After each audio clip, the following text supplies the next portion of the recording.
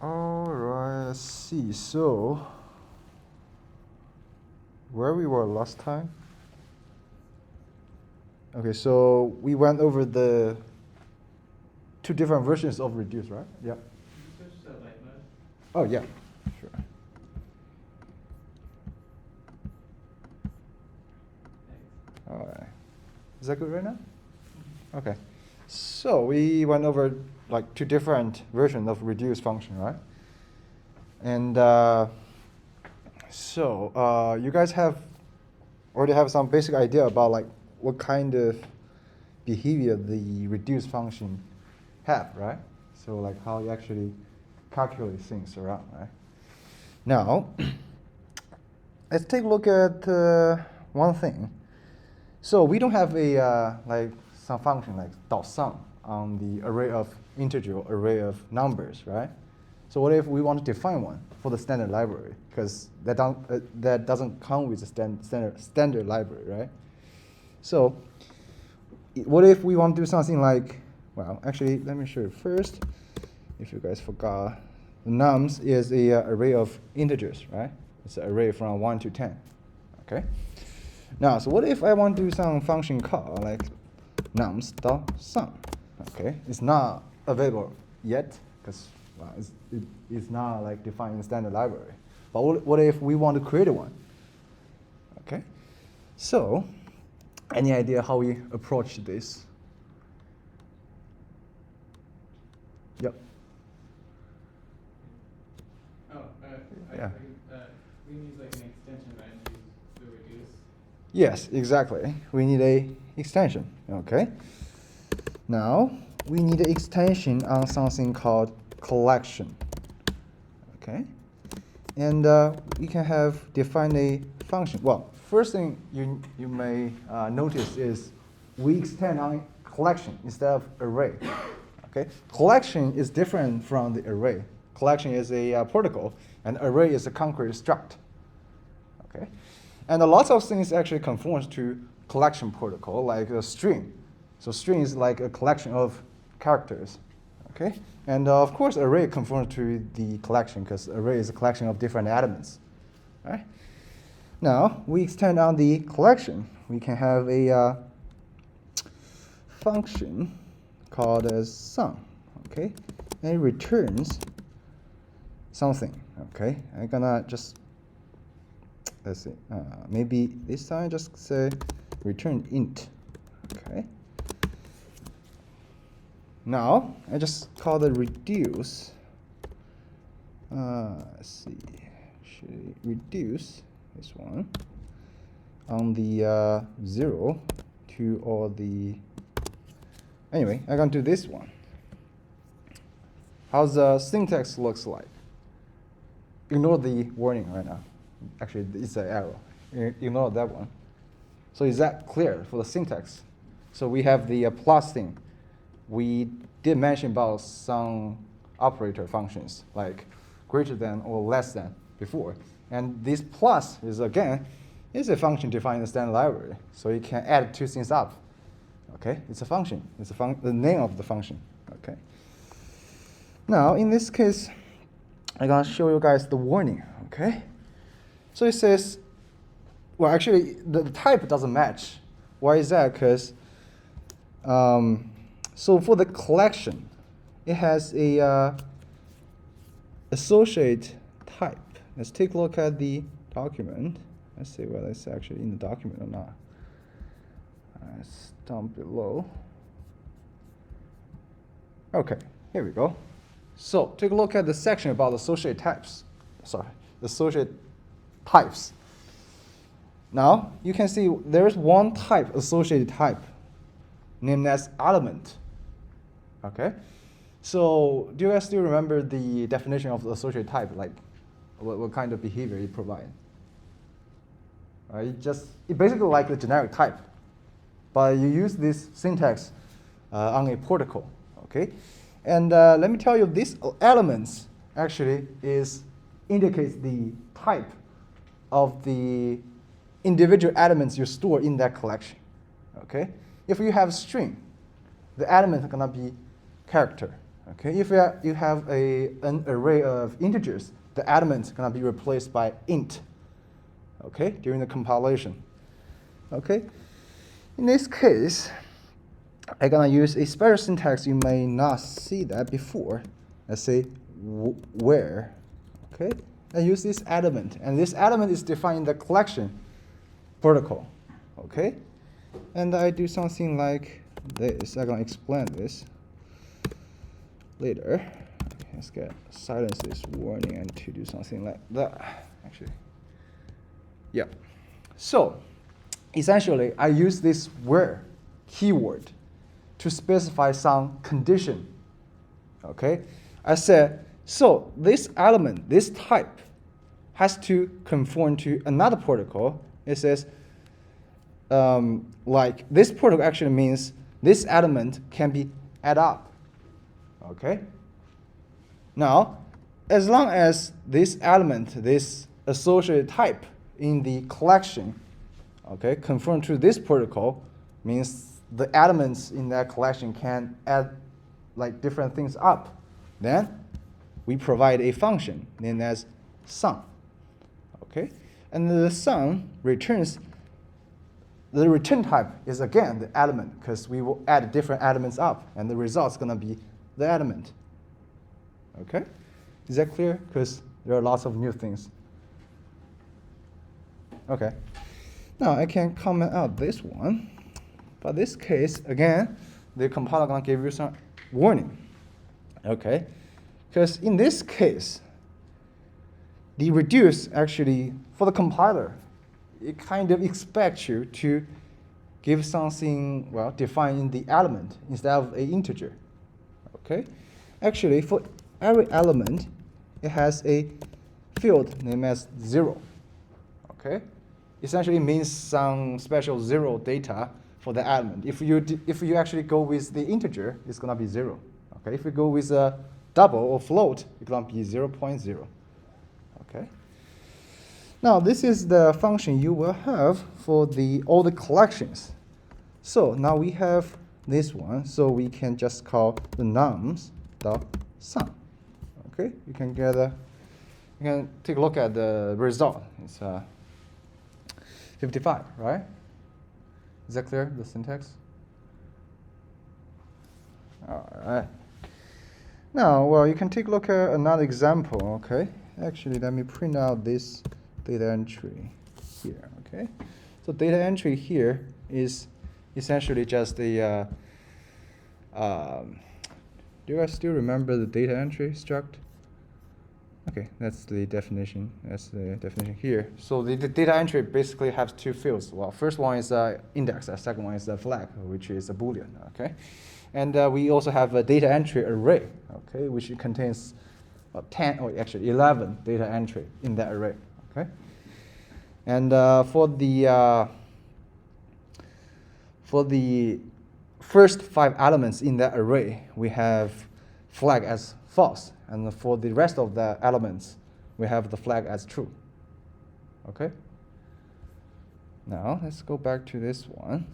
So you can take a look at this syntax. Actually, it does nothing meaningful, but it kind of just demonstrated the usage of reduce. You can just take a look at that and trying to reason about like what kind of behavior it has. Okay, and that's it. Okay. As long as you can understand that code, I think you're good to go with the reduce function. Okay, is that clear? Okay, now the next topic is about the map. Okay, the map is again it's quite similar to the filter function, the sorted function, the reduce function. Okay, it's kind of the higher order function that can take another function to do some, to do some things. Okay, and for the map function, we usually use that function to convert an array of data to an array of data of different types. Okay, so for example, we have an array of integer. We can convert that to an array by using the map function to convert that to an array of maybe Boolean, okay, or an array of whatever you want actually. So that's how we use the map function. Now let's take a look at this thing. Let me show you some example here. Okay, so again, the map function is already defined in standard library on all the collections.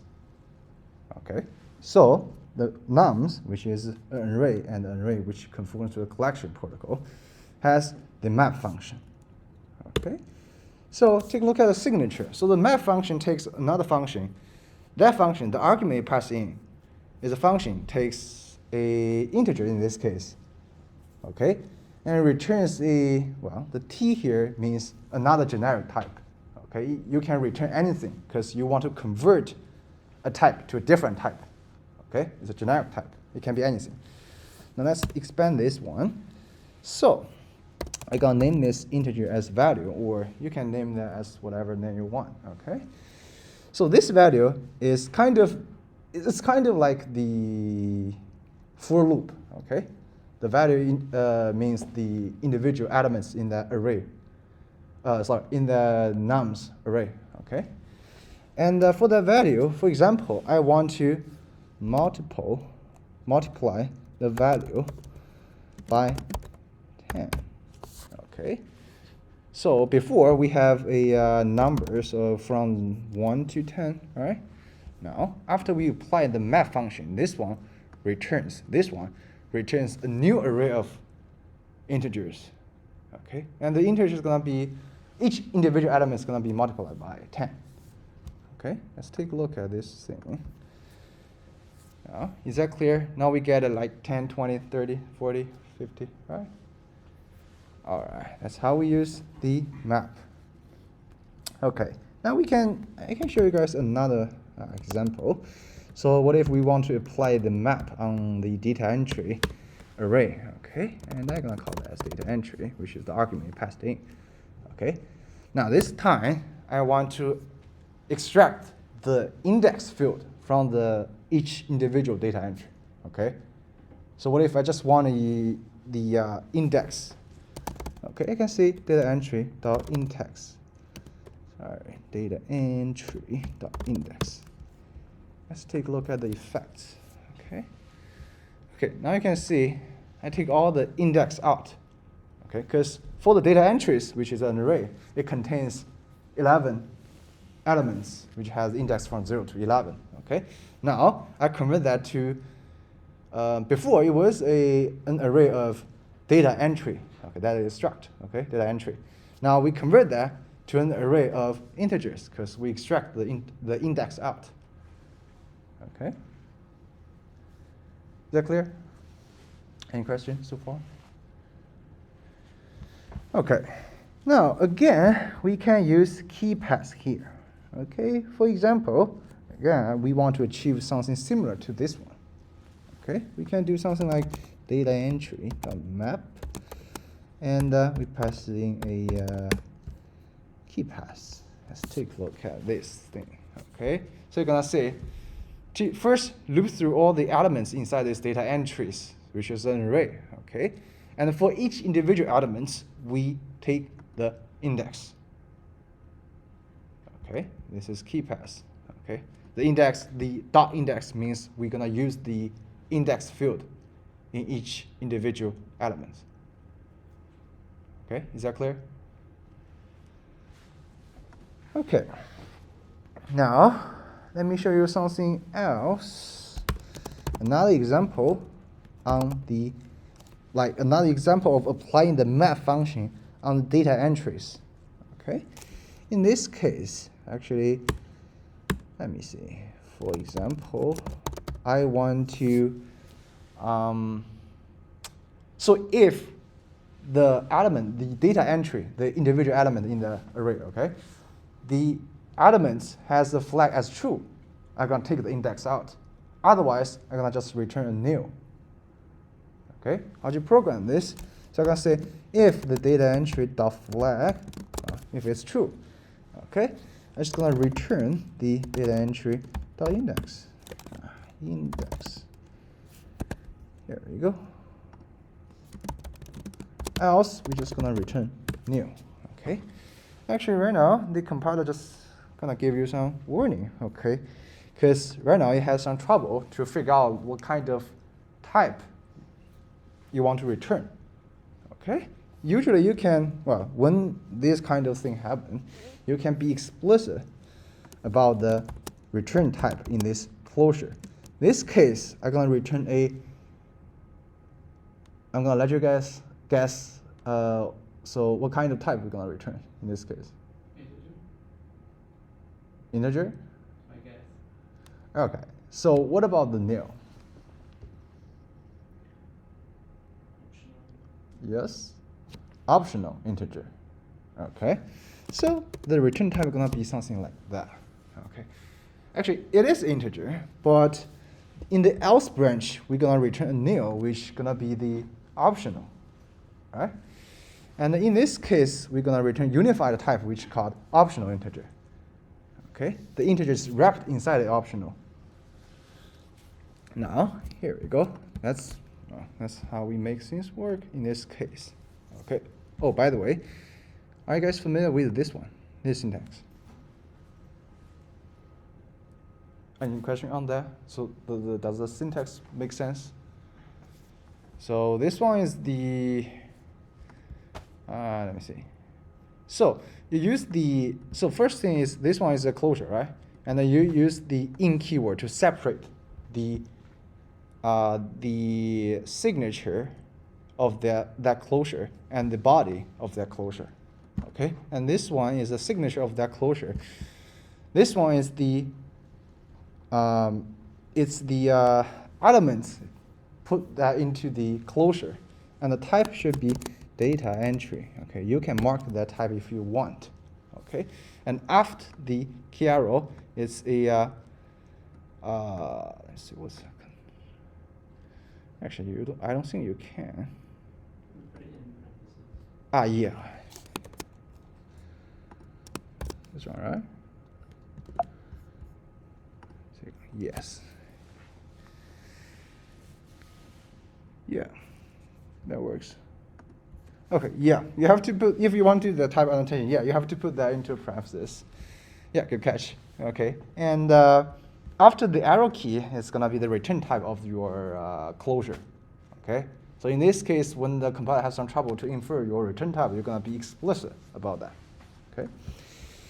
Now you have this one. This is result it returns. Okay, so for the first 5 elements, you got nil.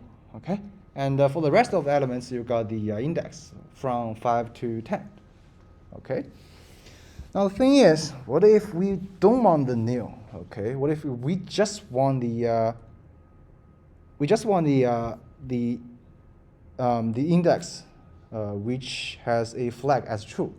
Okay, we just want to filter out the nil. Okay, of course you can apply another filter on that, but we have a convenient tool named as compact map. Okay.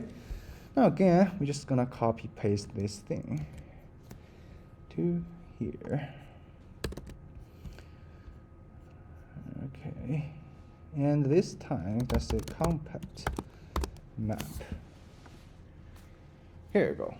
So compact map basically apply a filter on all the results you generated. Okay, you filter out all the nil value. Okay, and only keep the value that has a valid data wrapped into that optional.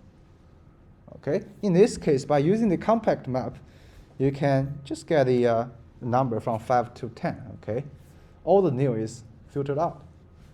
Okay, that's how I use the compact map. Is that clear? Okay, now let's talk about the next one. It's called flat map. Okay, take a look at this thing. It's a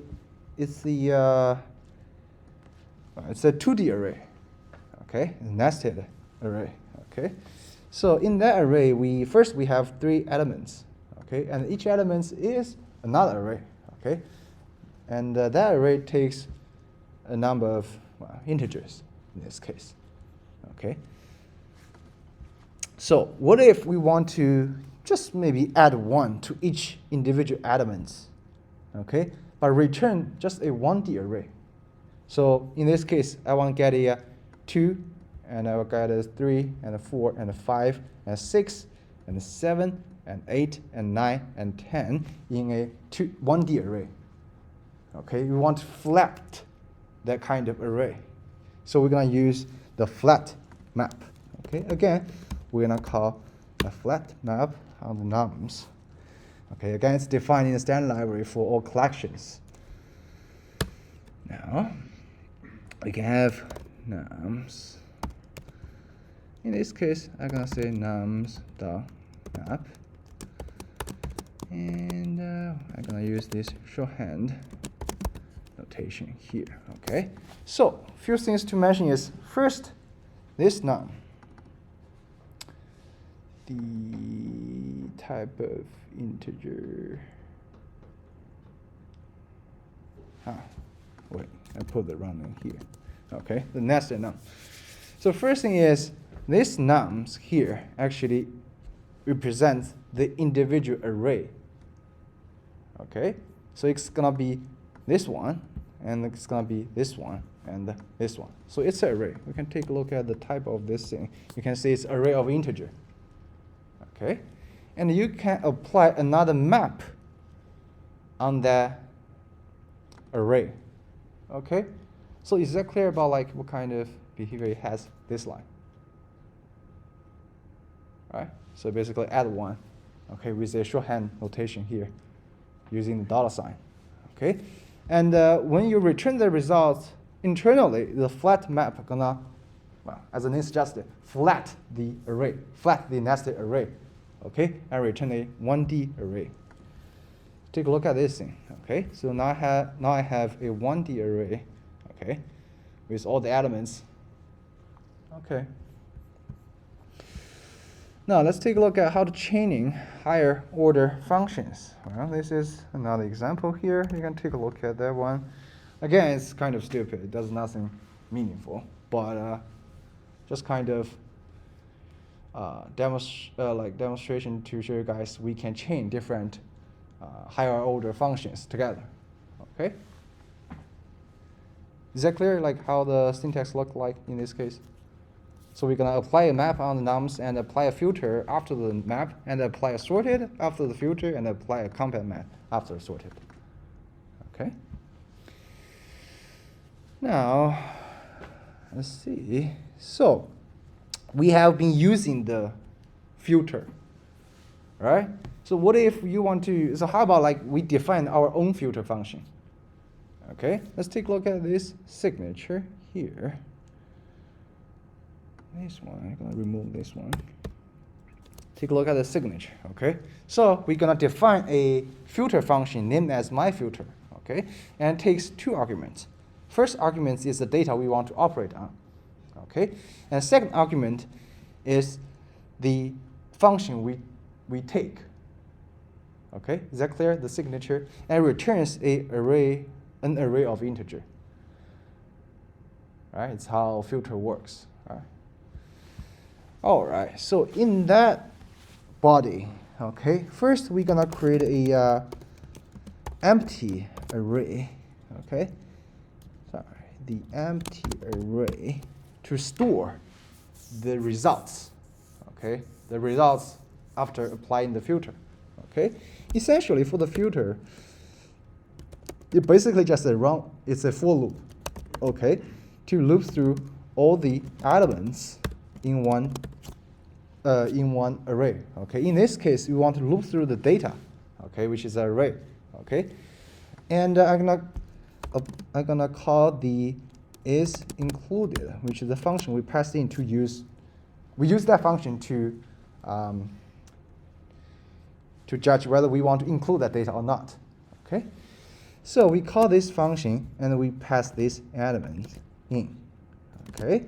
So if this function we passed in actually returns a true, we're gonna include that result. So we're gonna append the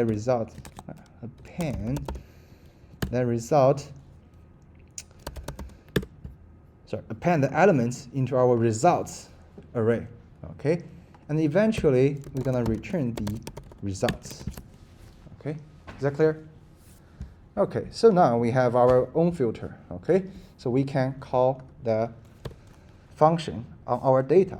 So the signature can be looks like that. For example, I want to call my filter on the nums. Okay, and this time I'm just gonna do something like maybe I want to extract all the even numbers. Here we go. You can take a look at the behavior. Here we go. That's what do we have. Okay. Actually, let's take a look at the nums. That's the result. Okay. So we have our own filter function. Okay. So what if we want to make our filter function works on an array of any type? Right now, the function only works on an array of integers because the signature defines as like that. Okay. We take an array of integer, okay, and do some process and return an array of integer. Okay. So we're gonna use the generic type in this case to make the function actually can be used on all different on array of all different types. Okay, so the signature gonna be actually first let's copy paste this one.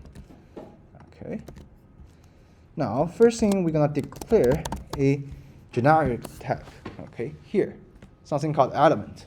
Okay, and we're gonna call this one on the element on an array of elements. Okay, this is generic type.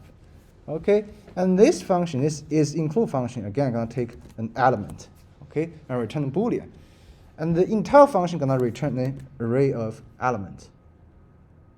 Okay, is that clear how we transfer the signature by using a generic type? Okay.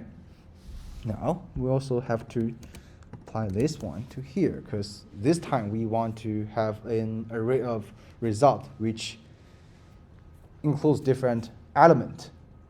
Okay, the type is element. Is that clear? Well, we already have the function. All right.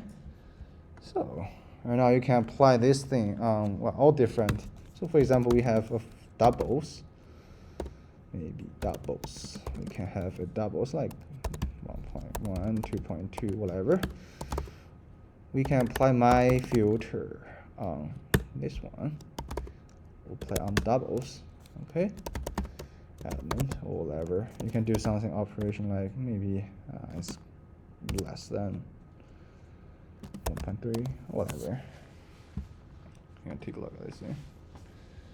Is that clear? Okay. So let's see. Actually, yeah, I think we're gonna jump to the API call. Okay. So we're gonna skip all the following content, but I'm gonna post this one, all the following content, like how we to expand this syntax. So we have the my filters function right now, right? But the thing is, the style of calling that function is kind of different from what we have before by using the standard library, because all the filter sorted map functions defined right inside the standard library on any collection. Okay. So how we have a more native-like. So for example, I can say, so this is, again, an array of strings, okay?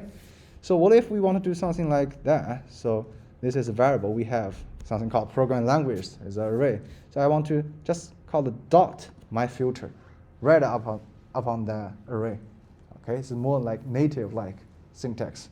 I'm going to post all the resting code to the GitHub. Okay, so we're just gonna skip in this class.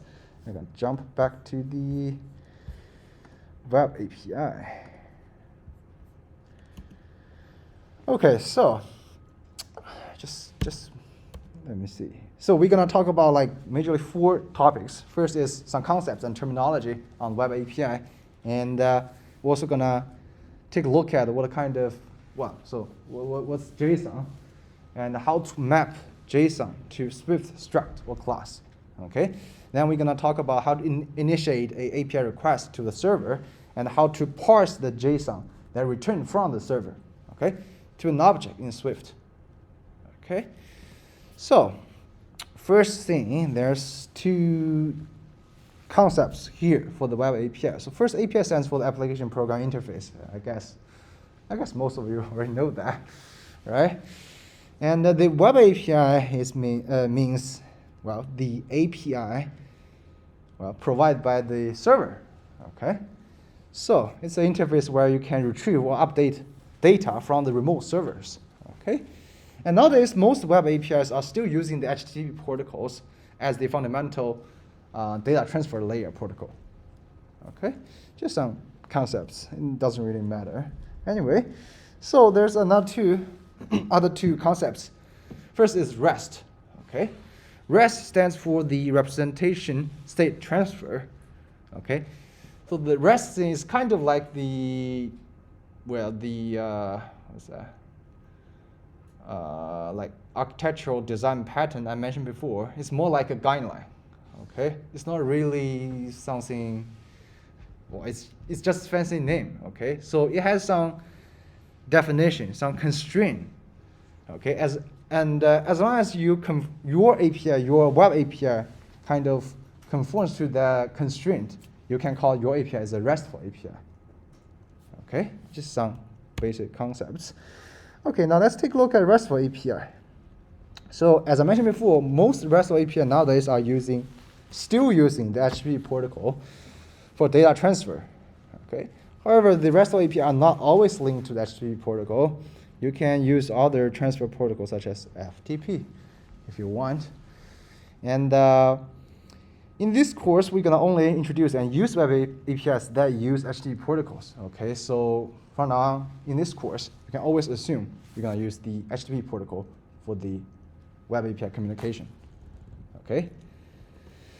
Now, since the RESTful API that usually use the HTTP protocol, so we have some handy tools for to communicate with remote servers, okay? That come with the HTTP protocol, okay? We usually call the HTTP method. So we have 5 methods here. First is post, and second is get. And also we have put, patch, and delete, but we're gonna focus on the first 2 here, okay? It's post and get. So for the post method, usually we use that to create a data or create the item we want on the remote server, okay? When we want to create something, we use the post method. And usually it has some possible return codes in the header by using a post method. You guys know about the header thing? Just any question about header? Okay. I mean, it's just some, well, if you already know the networking stuff from the, what's that one, the 152? I mean, it's pretty clear. But anyway, the header is basically some contextual information returned from when you access the API returned from the web, okay? So usually it contains some, well, error code or success code to indicate some, the status of your operation. For example, in this case, when you use the post method, it can return a 201, means, well, you got a successful creation of the item of the data, okay? You can also get a 404, which is not fun. Well, it's pretty famous. And you may also get a 409, which means conflict. Okay, so the resource or item already exists, okay, on the server. Okay, another method is get method, and this, well, usually it's widely used. Okay, because usually you want to get something from the remote server, right? Like read the data, fetch the data, whatever. You use get method. Okay. And there's some possible return codes in the header when using it's supposed to be get method anyway. So you can get 200, it means successful return action, read action. So you get some data, it's a successful action, okay? And you can also get 404, well, which means the data you want to find doesn't exist at all, okay? Now, let's take a look at this terminology, payload. Okay, usually in this course, when you hear about this terminology, payload usually means the data you get back when you access the web API endpoint. Okay, so now take a look at this API endpoint. Okay, so this is API. Okay, and when I access this one in our browser, okay, you can see something like that. Actually, I'm gonna just, so that's the result you get from the browser, okay, when you're just directly accessing that API. So you return some text. Well, it's actually in a JSON format, but we'll get to that, okay. And I got a nice plugin to display this thing in a pretty way, okay. It's something like that, okay. And usually we call this thing as payload. Actually, payload has some kind of different definition when it comes to different things. But anyway, we call this as payload.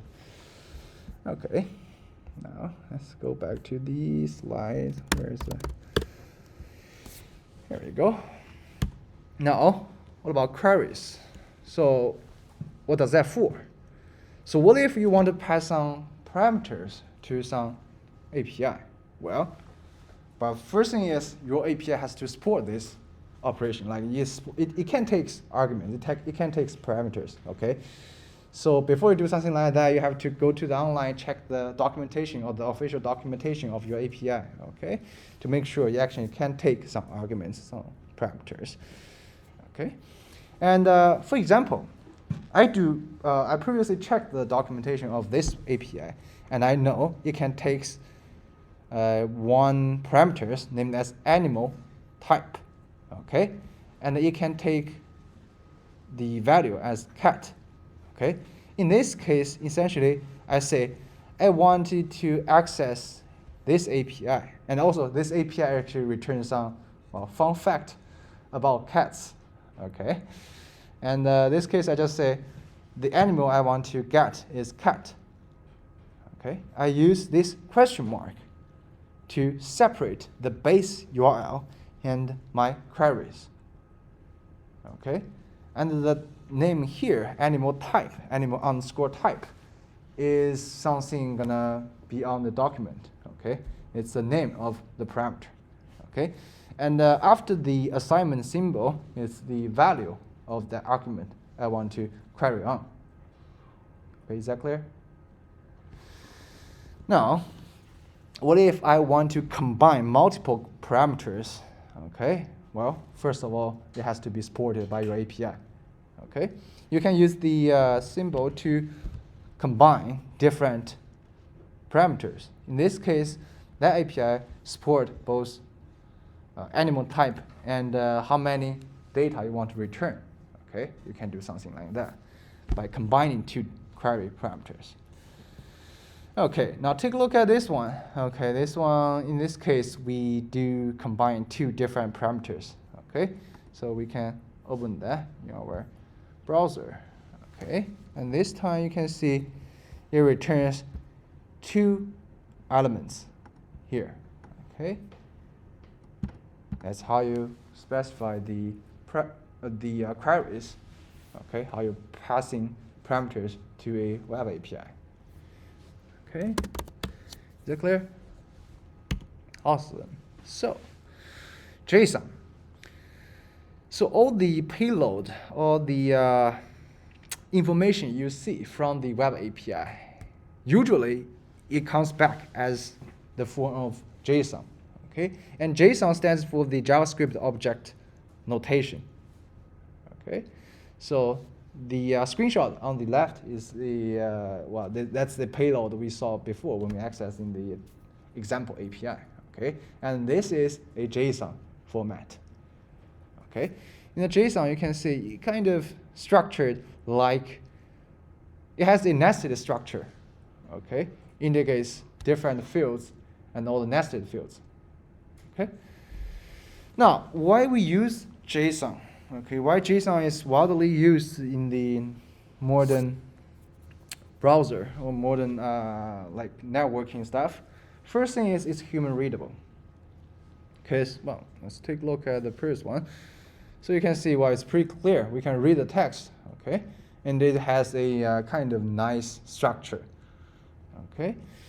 And the next thing is it's relatively cheap to transfer. It contains relatively small payload to transfer compared to the XML. Do you guys know the XML?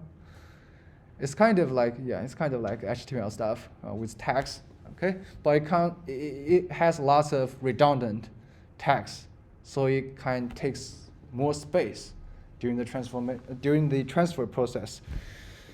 And yeah, because, well, JSON is relatively cheap compared to that one, okay? Because it contains less redundant information, okay? And the JSON is language independent, okay? Even though the naming of the JSON is actually stands for the JavaScript notation, object notation, JavaScript object notation, but it's actually language independent, okay? So you can use the JSON format data in any language you want, okay? So for example, in this case, we are using Swift, okay? Now, if we get a JSON data back in a JSON format, we can still parse that, okay, to a Swift object, okay? It's language independent. If we have C#, you can do that. If we have C++, you can do that, okay? It's not directly related to JavaScript, okay? And it's essentially just a string, okay? As you may see before, when you saw a string in the browser, okay? It's basically just a string. Well, if we want to be specific and technically speaking, it is not a string, it's some bytes during the transfer in the network, okay? But the browser do the job for us, so it kind of converts to the string for us, okay? And which needs to be parsed later. As I mentioned before, you got a string, well, I mean, you want to convert that to a Swift object, you have to parse that, okay? And in this course, you can always assume that the payload we get is returned in a JSON format, okay? You can have other format like XML I mentioned before, but in this course, all the demo, all the assignments, you can assume they are returned in JSON format. Now, how about how to map JSON to Swift struct or Swift class? Again, take a look at the picture on the example on the left. So, the whole thing can be mapped to a struct. I give a random name. Maybe I call that as cat fact, because well, I give some fun fact about the cat. Okay, and I can have the struct. Okay, now take a look at the first field in that structure is something. Well, it's nested. First thing is nested. Okay, and it's something called status. So for the nested structure, again, I made another struct. This time, the name of this struct, I'm gonna call that as status, okay?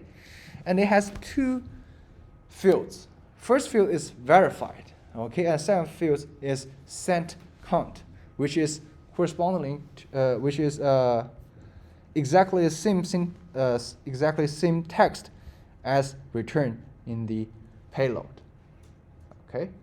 Actually, you can customize, you can have a different naming later if we have time to get to that. But anyway, right now, you have to make sure the text is exactly the same in the payload. Okay, so if the payload is verified, the field name should be verified. Yep. Does the case matter? Because that's capital. Oh, it's just the definition for the struct. Okay, actually, let me show you one more thing. So when you define this thing, yeah, in the cat fact, you have to make it it's a lowercase. Okay. Now, also one thing you need to pay attention is this one. You can see, in this case, the verified returns a null. Okay, it's kind of corresponding to the nil in the Swift. Okay. In this case, you have to mark the verified as an optional Boolean. Okay, otherwise, later you're gonna have some exception. Okay, and I'm telling you that the verified actually is a Boolean. Okay, So when you actually develop any app, you have to go online and check the document to make sure the type you put into your code is right. Okay, but right now I can tell you that one is Boolean. Okay. Now we can take a look at the more examples. Like for example, in this case we have a field named as _ID. Okay. Again, we can create one more field in this our struct. Okay, and we also have text, and both type of this ID and user are strings. Okay.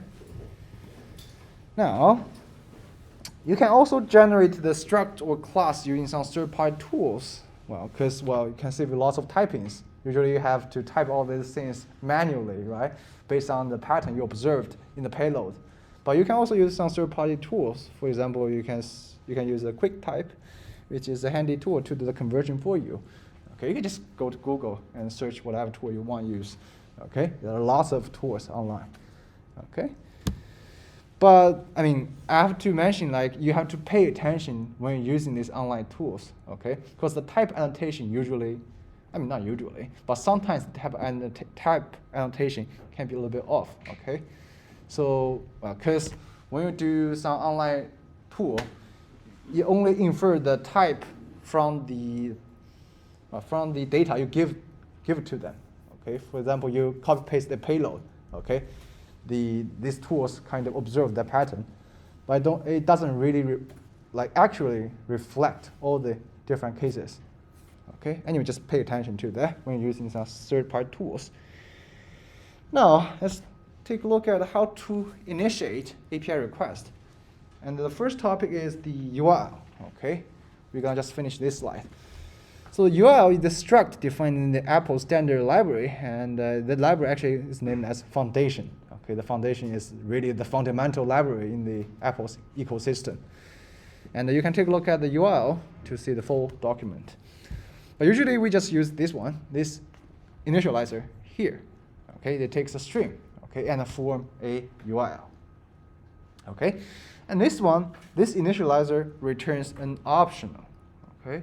So you have to do some error checking before actually you use the URL. Is that clear? So far, so good. All right, then see you guys in 2 days.